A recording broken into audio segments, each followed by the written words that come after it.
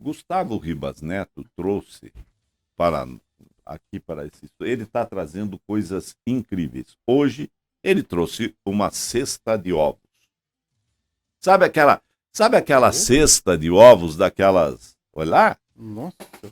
olha lá. Aqui. Não é pra você. Ah, não Calma, é pra mim. calma. Tá. Mas Você dá tem pra que ver, ó, mostrar tá na tentando câmera. ver. Mas se eu virar aqui, vai quebrar os ovos. Olha que espetáculo. Para quem, Os ovos? quem que é esses ovos? Tem vários donos. Vários Foram donos. várias encomendas. Tem também salgadinho e doce. Ah, nossa, mas hoje está. Não, e esse aqui, eu vou dizer uma coisa: esses ovos foram colhidos, se é que dá para dizer assim.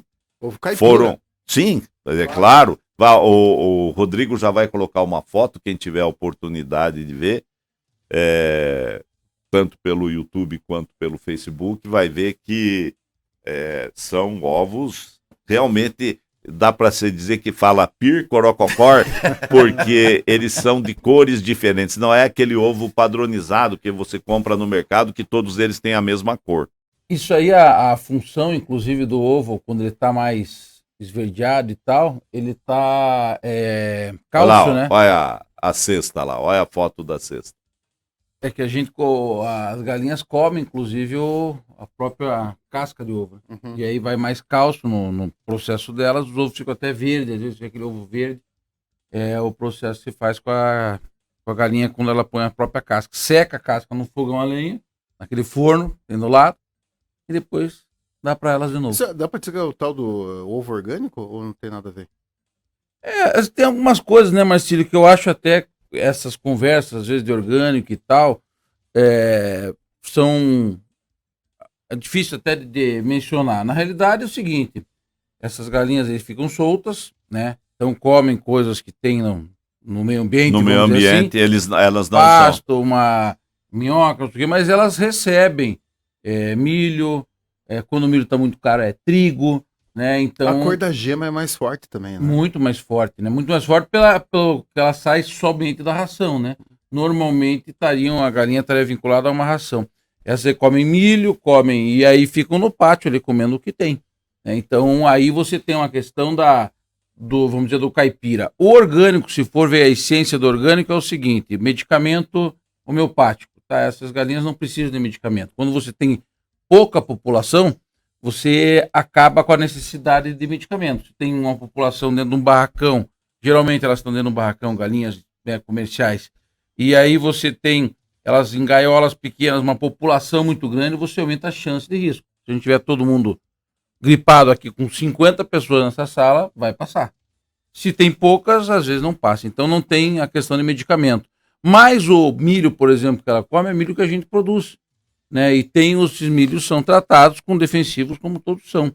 Então eu acho que na essência aí de orgânico, eu acho que o milho tem que ser o milho que não teve nem nada de defensivo aplicado e tal, isso, aquilo. Então vamos dizer que não, eu acho que na essência não seria. Na prática, para mim é melhor do que o orgânico, vamos dizer. Porque se você tem não é porque a galinha fica solta, é que ela não vai comer um milhozinho de vez em quando. Eu lembro, minha nona, ela ia lá no terreiro à tarde, pegava primeiro passava naquele debulhador de milho. Uhum. Eu gostava de mexer naquilo. Sim. Aquela máquina vira, manual, ela embala, né? Você vira, né? você embala ela tem umas rodas, umas rodas de ferro para criar inércia e aí você rodava aquilo, enfiava a espiga de milho ali e debulhava o milho. Saía o milho debulhado, aí você pegava e ia lá no terreiro das galinhas, onde elas ficavam, e jogava o milho para elas se alimentarem.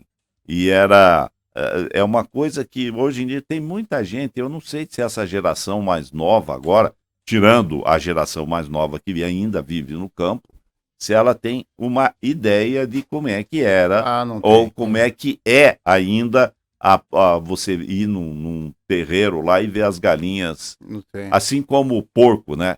O porco... na mão, né? A minha filha ficou assustada quando ela viu numa churrascaria a quantidade de coraçãozinho, né? E ela ficou... Não, coraçãozinho de frango. De frango. Uhum. Assim, né? Ficou super... Imagine, pai, quantas galinhas, né? Mas o volume de galinhas que tem frangos, no modo geral, é muito grande. O Brasil produz muito, né? Não, eu fico assustado por causa do número de coração, né? Que Sim, cada coração ali representa uma galinha. Sim. Então, é isso. Agora, esses processos, isso era manual, na manivela, você tinha que girar, embalar aquilo, né? Hoje, vamos dizer, até as propriedades, de modo geral, já tem no motor elétrico. Geralmente, você moe já o milho com espiga e tudo, porque é outro negócio que também a gente tinha muito. Ainda hoje já não é difícil você encontrar milho em espiga. Não tem milho em espiga. Você tem milho em grão, porque o processo para você colher o milho em grão é muito mais fácil que você colher milho em espiga. Milho em espiga é um trator, tem que entrar com uma espigadeira que é uma linha só, corta a espiga da planta, aquilo vai numa esteira, cai dentro de uma carreta, você tem que pegar aquela carreta, soltar a carreta, pegar o trator, puxar para guardar aquele produto. É um processo extremamente moroso. Você, para cortar, eu tenho uma espigadeira de uma linha, né? Então, para eu cortar lá, o que eu demoro 4, 5 dias para cortar, eu cortaria com a máquina em 15 minutos. Uhum. Então, hoje é difícil você encontrar o produto em espiga que se mantém muito porque mais... Porque a própria colheitadeira de milho já demulha, né? Sim, é só o grão, né, que a gente tira. E quando você tem espiga, você tem o milho se mantém por mais tempo. Então, você tem uma qualidade melhor daquele produto, se ele está na espiga. E depois, a gente pega, daí já é as modernidades, vamos dizer, porque daí é um motor elétrico e tal, você põe o milho inteiro. E ele pica o milho inteiro e o animal consome o milho inteiro. Ele esfarela tudo, fica o grão esfarelado e toda a parte esfarelada. Não, mas aí que tá. A debulhadeira de milho que eu lembro, que tinha na chácara da minha nona, ela saía o milho inteirinho. O grãozinho de milho inteiro, sim, que nem um milho pipoca, a mesma coisa. Via na mão, saía o milho e do outro lado saía o sabugo inteiro. Você nunca experimentou debulhar na mão o milho pipoca? O pipoca não, milho normal, pipoca não. Olha, eu vou te falar uma coisa, debulhar na mão milho pipoca... É uma terapia? Não, ele acaba com teus dedos mesmo. Ele te judia a barbaridade. Agora... Claro, eu lembro disso quando eu era criança, que daí queria debulhar, você pega 2 espigas na mão e esfrega uma na outra, né? Só que o milho pipoca, ele tem uma pontinha. Ou pelo menos aquele o grão milho é menorzinho, menorzinho, né? E tinha uma pontinha. Meu Deus, como judiava da mão aquilo. Agora eu geralmente se vou debulhar o milho, eu debulho só o milho, né? Eu não pego 2, né? Pego um, se tirou um pouquinho, daí você vai... correndo com o dedo debulhando. Mas isso aí é coisas que vão ficando até no passado, porque hoje o processo é outro. E você tem nos processos, muitas vezes, até que você melhora a performance, mas você perde a essência do todo. A gente estava comentando outro dia no leite. Tem um que é só especialista em fazer silagem. Ele faz silagem. Ele não tem a vaca tirando leite na propriedade. O outro só tira leite, o outro só recria. Então, os processos hoje fazem muito separados. A própria questão que a gente está falando de galinha e tal, né? A poedeira é uma coisa, daí o outro faz os pintaninhos, daí o outro engorda e assim vai. Os processos são separados, né? E daí isso tira, às vezes a pessoa não sabe fazer o todo, porque está acostumado só com uma fatia. Muito bem. Mas é que pelo menos ele é especialista naquela fatia, né? Daí naquela fatia ele faz ele vai ganhar qualidade em e rende ganho. mais. Ele vai... quer ganhar em ganho. Isso é bom, né, Márcio? Ele vai ganhar em produtividade e em conhecimento do assunto. Exatamente. São 7h57. Gustavo, Márcio, o dólar em alta está estimulando aí a exportação da soja brasileira. Soja brasileira com o dólar alto, né? Está estimulada. Sabe quem que estimula a soja aqui no Brasil? Quem? O que querem comer dela, né? Ou seja, o mercado dela como um todo. China, né? O grande comprador, né? Não só a China, o mundo como um todo, né? A China dá para se dizer que é o maior deles, mas de qualquer maneira, sempre se diz que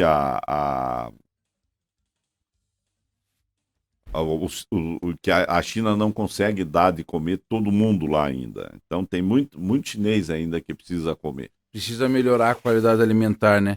Dólar 5,41, né? R$ 5,41. Ibovespa com baixa, 106.660 pontos, 1,65 pontos de baixa. Né? Chicago, 14 dólares e 10 cents o bushel, com 1,5 pontos de alta. Quando a gente vai para os mercados futuros, você já tem uma expectativa de melhora no volume ali nas cotações de Chicago. Soja disponível R$ 184,00 o saco, 60 quilos. No futuro, a 170 ou 30 dólares e 94 cents.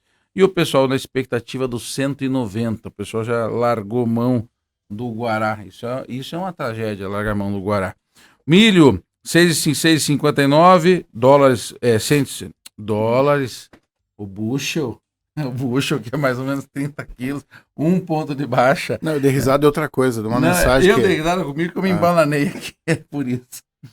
E aí a indicação CPE do milho 84,78, disponível a 83, futuro a 85, o pessoal pedindo 90 no milho convencional 91,71. Esse milho é aquele que não tem, por exemplo, a transgenia, que muitos querem que coloque um transgênico. Por exemplo, esse ovo aí pode ser, eu não tenho certeza, mas pode ser que o milho que a gente dá para eles tenha alguma coisa de transgênico no meio. Né? Porque tem milho que a gente produz e corta em espiga e vai moer aquilo para dar para eles, e quando acaba e falta, a gente começa a comprar no mercado. Esses ovos aí é para o café da manhã nosso aqui ou não? É destinado a um... Não. Tem nome, vai com bilhetinho dentro. Tem até bilhetinho. É que não deu tempo de eu fazer o bilhetinho, mas eu faço depois do bilhetinho, vai com cartinha. Eu gostaria que, se os senhores puderem responder aqui o nosso ouvinte que escreveu aqui no WhatsApp, o 3025-2000, facinho, né? O número do WhatsApp da Lagoa, 3025-2000. Bom dia, senhores. O Jorge, do Jardim Florença, me respondam sem pestanejar. Por que na urna eletrônica não tem o botão de voto em preto? Não, porque não é cor. Branco é porque no tempo... Aí vamos lá, vamos voltar. Mas o Jorge quer falar outra coisa, eu acho. Por que voto o voto ele se chama voto em branco? Porque antigamente você escrevia. No tablet do Jorge Nunes. Você pegava e escrevia na cédula. Sim. E se você não escrevia nada, ele ficava em branco. É por isso. Não tem nada, não venham com essa conotação, voto em branco. Isto, para mim, é racismo. Não tem nada a ver. Eu acho que ele quer falar de... Fale no microfone aí, né? Gustavo, que senão não vai dar certo. Ele está falando em luto, no meu ponto de vista, né? E o voto em branco era uma certa ignorância, né? Colocar voto em branco antigamente. Porque o povo ia lá e preenchia teu voto a hora que foi. Sim, isso acontecia. Você tinha que votar colocar o nome do Zezinho, o Macaco Tião que se elegeu acho que em São Paulo. Né? Se elegeu, não. No Rio? Óbvio. Foi no Rio. No Rio, Macaco Tião? Não, foi em São Paulo. São Paulo? Crianças, saibam uma coisa, que o tio Marcílio, o tio Márcio, o tio Gustavo vão falar para vocês. Antigamente, isso que o Márcio está citando aí, o voto era na cédula. E era uma dificuldade para dizer quem os eleitos, né? Para dizer os vencedores. Né? Porque o voto era escrutinado. Esse nome, né, Márcio? Escrutinado. Era escrutinado os votos. Acho que levava 2, 3 dias. Escrutinado, porque tinha que ter a contagem, né? Manual ali dos votos. Essa palavra. Na realidade, os fiscais, né? Era uma pessoa muito importante na eleição. O fiscal que ia depois ajudar na contagem. Uhum. Porque ali tinha a malandragem de você anotar aquele voto que não estava marcado. A contagem lá, tentar fazer que a contagem saísse errada, e isso aí uma pessoa. A tamanho da eleição faz a única eletrônica, né? É sensacional, porque assim você tá, olha, celular, tá todo mundo acostumado a digitar qualquer coisa no celular, né? Então, a urna eletrônica é praticamente a mesma coisa. Não tem esse negócio de cédula, né? Tem que marcar X lá. Enfim. São 8h02. Rapidinho, antes do intervalo, tem mais alguma coisa aí para falar do show tecnológico, Gustavo? O show tecnológico de verão da Fundação ABC foi ontem, né?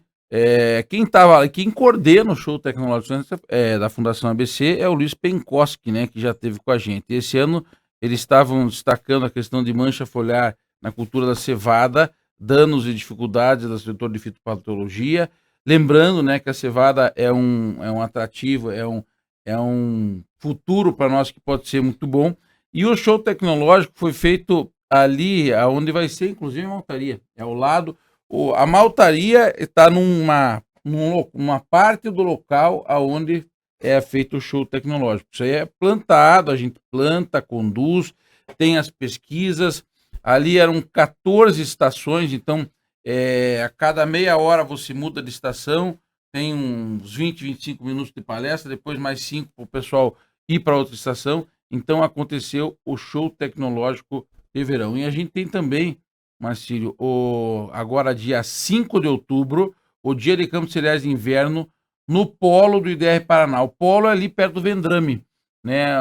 Ali é o polo do IDR, onde também vão mostrar para a gente questões das culturas de inverno. 5 de outubro, início às 8h30 da manhã, no período da manhã. Então tem que correr, porque é mais curtinho, né? O de inverno lá da Fundação é um pouquinho mais longo, né? Era o dia, né? Das 9 às 16. É isso daí, Gustavo. Gustavo que durante a madrugada, tô vendo aqui, me encheu de vídeos e fotos durante essa madrugada. Por isso que ele chegou atrasado. Por isso, nossa, ele parecia aquelas crianças de Natal, assim. Não, mandei uma foto pra você só. Tá, eu exagerei, mas eu sou nem exagerado, não. Mas a foto que o Gustavo me mandou, pelo que eu não posso falar. E tô vendo que você parece que mandou alguma coisa pra mim. Não, comigo é assim, você pede truco, eu levanto pra 6. É mesmo? Aqui é no truco, rapaz. Você viu o vídeo que eu mandei pra você? Não vi. Então veja que é interessante.